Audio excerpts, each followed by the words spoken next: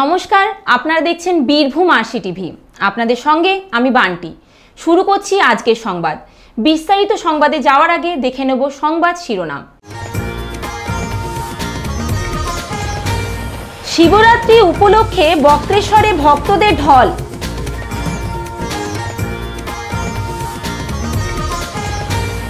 শিবরাত্রি উপলক্ষে জেলার শৈব তীর্থগুলিতে পুণ্যার্থীদের ভিড়।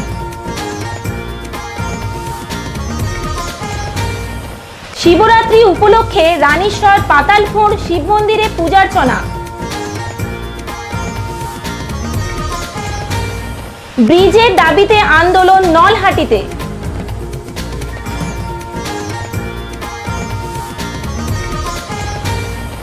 নেহেরু যুব কেন্দ্রের উদ্যোগে ক্রীড়া প্রতিযোগিতা।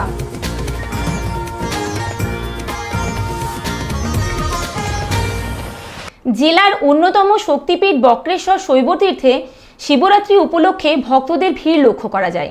এদিন বক্রেশ্বর শিব মন্দিরে পুজো দিলেন জেলা পুলিশ সুপার সহ অগণিত ভক্ত। সত্যম শিবম সুন্দরম। শিব শব্দের অর্থ সুন্দর, যা সত্য তাই সুন্দর। আজ মহাশিবরাত্রি। সনাতন ধর্মাবলম্বীদের এই দিনটি খুবই গুরুত্বপূর্ণ। নারী পুরুষ সকলেই শিবরাত্রি উপলক্ষে পুজো দিয়ে থাকে। যদিও কুমারী মেয়েরা শিব চতুর্দশীতে ভালো বরের আশায় পুজো দিয়ে শিবকে সন্তুষ্ট করে, এমনই প্রথা যুগ যুগ ধরে চলে আসছে। সতীর 51 পীঠে একটি পীঠ হল বক্রেশ্বর। কথিত তার ভ্রু মধ্যস্থল এখানে পতিত হয়। আবার অষ্টাবক্রমুনিও এখানে সিদ্ধিলাভ করেন বলেও জানা যায়। তাই বক্রেশ্বর নামকরণ হয়েছে। শিবরাত্রি উপলক্ষে সতীপীঠের অন্যতম বক্রেশ্বর শৈবতীর্থে ভোর থেকেই পুজো দেওয়ার জন্য লম্বা লাইন লক্ষ্য করা যায়। যদিও আজ বৈকাল 4:30 শিব চতুর্দশী লাগে। রাজ্যের পাশাপাশি ভিন রাজ্য থেকেও বহু পুণ্যার্থী বক্রেশ্বর শৈবতীর্থে আসেন পুজো দেওয়ার জন্য। এছাড়াও উষ্ণ প্রস্রবণের জন্যও বক্রেশ্বর যুগ যুগ ধরে খ্যাত হয়ে রয়েছে। এদিন দুপুরে জেলা পুলিশ সুপার শ্যাম সিং বক্রেশ্বর শিব মন্দিরে পুজো দেন। তিনি জানান, নিরাপত্তা ব্যবস্থা জোরদার করা হয়েছে যাতে পুণ্যার্থীদের কোনো অসুবিধে না হয়। উল্লেখ্য, এবারই প্রথম বক্রেশ্বর উন্নয়ন পর্ষদের পক্ষ থেকে এই মেলা পরিচালিত হচ্ছে। এজন্য খুশি পুণ্যার্থী থেকে শুরু করে সেবায়িতরা। এই যে শিব চতুর্দশী, আজ শিব চতুর্দশী লাগছে 4:38 এবং কাল থেকে এই শিবরাত্রি মেলা শিব চতুর্দশী উপলক্ষে হাজার হাজার মানুষের ভক্তদের সমাগম শুরু হয়ে গেছে। আজ ভোর 4টের সময় মন্দির খোলা হয় বাবাকে প্রথম স্নান করানোর পর। তারপর থেকে লাগাতারভাবে ভক্তের লাইন আসা শুরু হয়েছে এবং এবছর সবথেকে আরও বেশি ভালো লাগছে যে টোটাল মন্দির কমিটির যে ব্যবস্থাপনা এবং ভক্তদের যে মানে থাকার যে একটা সুব্যবস্থা, যেমন এই যে বৃষ্টির সময় আগে কোনো ছাওয়ানি ছিল না, এখন একটা ছাওয়ানি হয়েছে যাতে ভক্তরা দাঁড়াতে পারে। জেলার বক্রেশ্বরের আজ শিব চতুর্দশীর দিন অগণিত ভক্তের সমাগম হয়েছে। 4 দিনব্যাপী বক্রেশ্বরের এই শিব চতুর্দশীর মেলা চলছে। গতকাল থেকে তার শুভ সূচনা হয়েছে।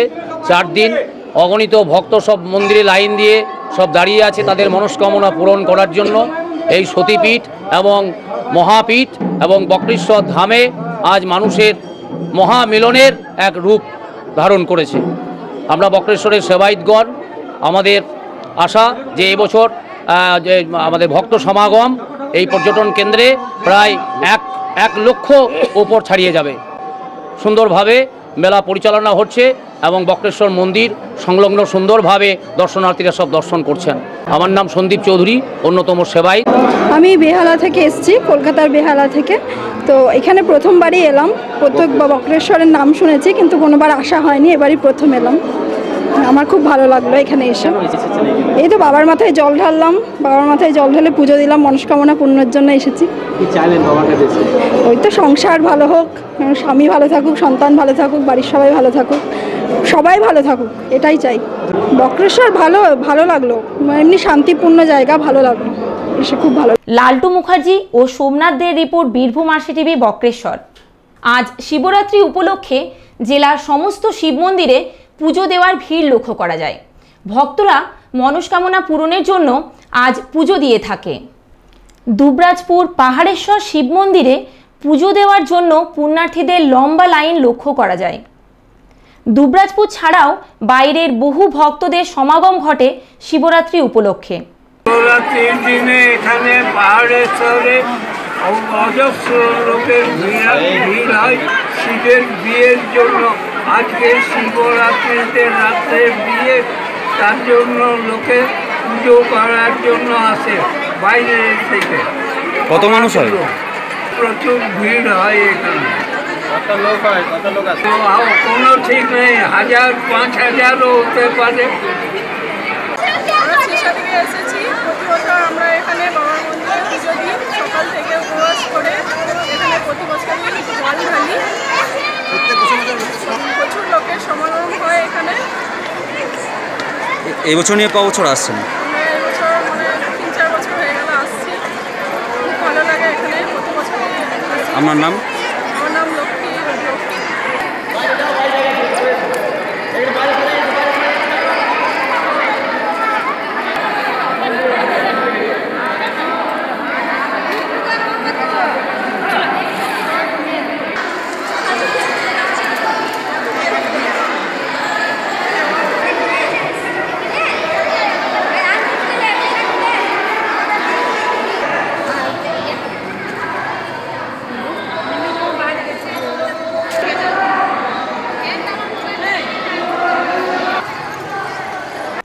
আজ শিবরাত্রি উপলক্ষে জেলা সদর সিউড়ির ভুঁইফোরতলা ও করিদ্ধা মানব মিলন মন্দিরে সকাল থেকে পুণ্যার্থীদের ভিড় উপচে পড়ে। আজ সিউড়ি থানার ভান্ডিরবন শিব মন্দিরেও বহু পুণ্যার্থী মনস্কামনা পূরণের জন্য পুজো দেন। শিবরাত্রি উপলক্ষে ময়ূরেশ্বর থানার কোটাসুর গ্রামে ভক্তদের ঢল। গ্রামের প্রধান দেবতা হল মদনেশ্বর শিব। চিরাচরিত প্রথা মেনে মদনেশ্বর ও অন্যান্য দেবদেবীদের নিত্য পুজো হয়ে থাকে এখানে। আজ শিবরাত্রি উপলক্ষে ভক্তরা ফুল বেলপাতা দিয়ে শিবের মাথায় জল ঢালে মনস্কামনা পূরণের জন্য। শিবরাত্রি উপলক্ষে ময়ূরেশ্বর থানার কলেশ্বরে বাবা কলেশনাথের মাথায় জল ঢালার জন্য সকাল থেকেই ভিড় উপচে পড়ে। শিবরাত্রি উপলক্ষে বসেছে মেলা। Bureau report, Birbhum RCTV. Birbhum লাগোয়া পার্শ্ববর্তী রাজ্য ঝাড়খণ্ডের রানীশ্বর পাতালফোর্ট শিব মন্দিরে সকাল থেকেই পুণ্যার্থীদের ভিড় লক্ষ্য করা যায়। এই শিব মন্দির নিয়ে রয়েছে অলৌকিক কাহিনী। এক গৃহস্থের বাড়ি থেকে একটি গাভী প্রত্যহ রাত্রে গভীর জঙ্গলে যেত এবং সেখানে আপনা আপনি একটি ঢিপিতে দুধ দিত। বাড়িতে দুধ দোয়াতে গেলে দুধ না পেয়ে গৃহস্থের সন্দেহ হয়।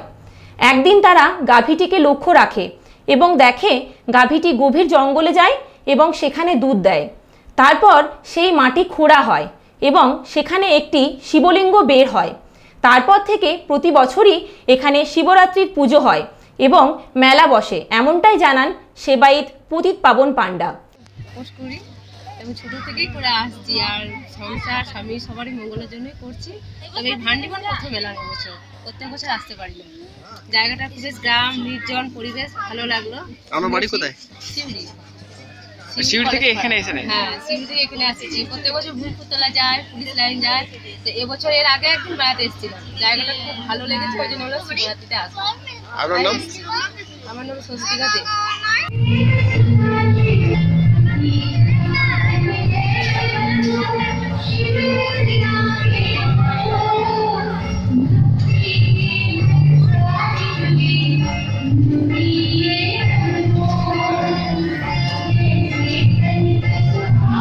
প্রীতিময় চ্যাটার্জি রিপোর্ট, বীরভূম আরসিটিভি, রানীশ্বর।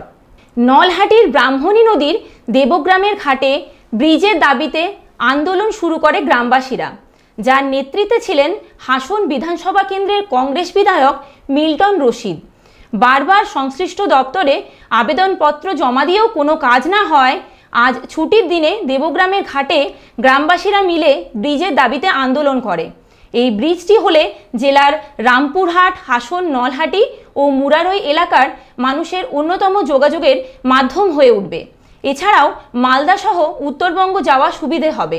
বিধায়ক মিল্টন রশিদ বলেন, ব্রাহ্মণী নদীর ওপর ব্রিজ তৈরির জন্য বহুবার বিধানসভায় আবেদন করি, অনেকবার চিঠিও আসে মাটি পর্যবেক্ষণ ও অন্যান্য কাজের জন্য, যদিও এখনো কোনো কাজ হয়নি।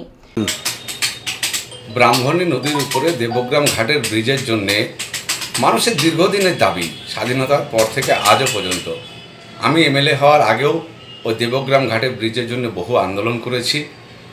আজকেও একটা আন্দোলন করলাম যে দেবগ্রাম ঘাটের ব্রিজ আমাদের খুব জরুরি, লক্ষ লক্ষ মানুষের উপকার হবে এবং এলাকার মানের উন্নয়ন হবে, অর্থনৈতিক সমৃদ্ধি ঘটবে। কিন্তু রাজ্য সরকার এই মুহূর্তে দেবগ্রাম ঘাট নিয়ে কিছুই বলতে চাইছে না। আমি বিধানসভায় বারবার সেটাকে তুলেছি এবং বিধানসভা থেকে আমার কাছে চিঠিও এসছে যে আমরা সয়েল টেস্ট বা বিভিন্ন রকম যে কাজ আছে সেই কাজগুলো অগ্রগতি করছি, কিন্তু এখনও পর্যন্ত কোনো আভাস রাজ্য সরকারের কাছ থেকে পেলাম না। তার জন্য আমরা এই আন্দোলনটা করলাম। দেবগ্রাম ব্রিজের দাবিতে কংগ্রেসের আন্দোলন চলছে, চলবে। দেবগ্রাম ব্রিজের দাবিতে মিল্টন রশিদের আন্দোলন চলছে, চলবে।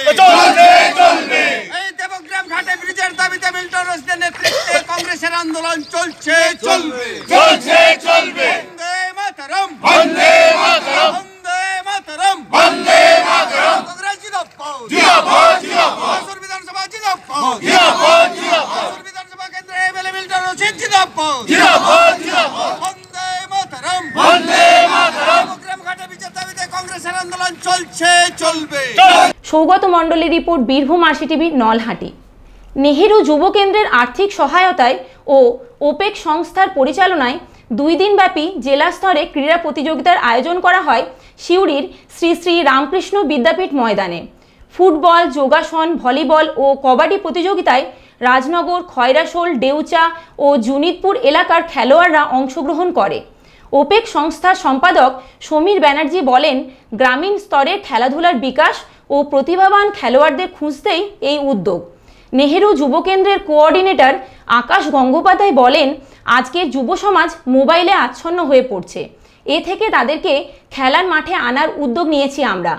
দেখুন, এই খেলাধুলার উদ্দেশ্য তো হচ্ছে গ্রামীণ স্বাস্থ্য সচেতন করা, সঙ্গে সঙ্গে খেলাধুলার যে বিস্তার করা, গ্রামীণ ছেলেদের মধ্যে খেলাধুলার উৎসাহ জাগানো, এই কটা জিনিস নিয়ে এই নেহেরু যুব কেন্দ্র আরম্ভ করেছে। অনেক দিন থেকে করছে, আমরা অনেকবারই এই প্রোগ্রাম করেছি। ডিস্ট্রিক্ট লেভেল স্পোর্টস, এটা নেহেরু যুব কেন্দ্রের আর্থিক সহায়তায়। আমরা ওপেক সিউড়ি ভট্টাচার্য পাড়া, আমাদেরকে দায়িত্ব দেওয়া হয়েছে এই কোর্স পরিচালনা করার জন্য। এবং এই কোর্সের মাধ্যমে আমরা দেখছি যে বিভিন্ন ব্লক থেকে, বিভিন্ন জায়গা থেকে প্রচুর ছেলে এসেছেন এবং ফুটবল, ভলিবল, কাবাডি, যোগা এই সমস্ত ইভেন্টগুলোতে তারা অংশগ্রহণ করেছেন। আপনার নাম? আমার নাম সমীর ব্যানার্জি। আপনি কোন পদে আছেন সংস্থার? Secretary opaque.